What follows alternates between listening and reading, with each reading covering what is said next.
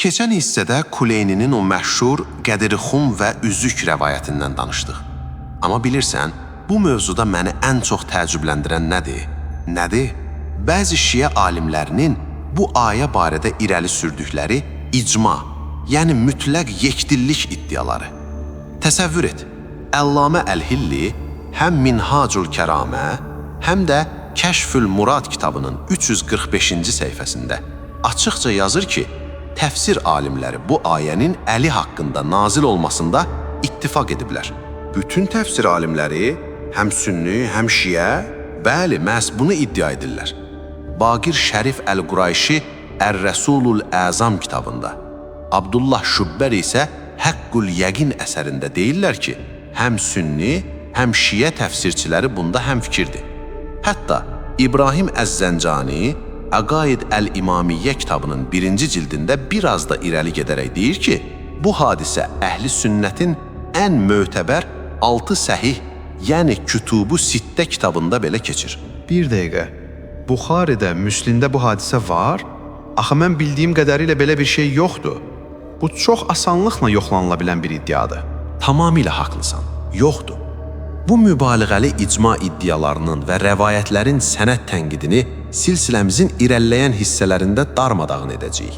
Hələlik bunu bir kənara yazaq. Mən indi sənə başqa bir şey göstərmək istəyirəm. Əgər bu ayə belə aşkar burhandırsa, görkəmli alim Əş-Şərif Əl-Murtada ondan imamət mənası çıxarmaq üçün niyə bu qədər əziyyət çəkir? Necə yəni əziyyət çəkir? Hansı metodu istifadə edir ki?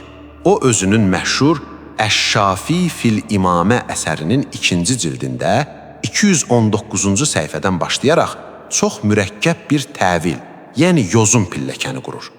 Birinci addım, o sübut etməyə çalışır ki, ayədəki iman gətirənlər sözü cəm olsa da əslində hamıya aid deyil. O məhz rükuda zəkat verən xüsusi bir şəxsdir. Yaxşı, tutaq ki, bunu etdi. İkinci addım nədir?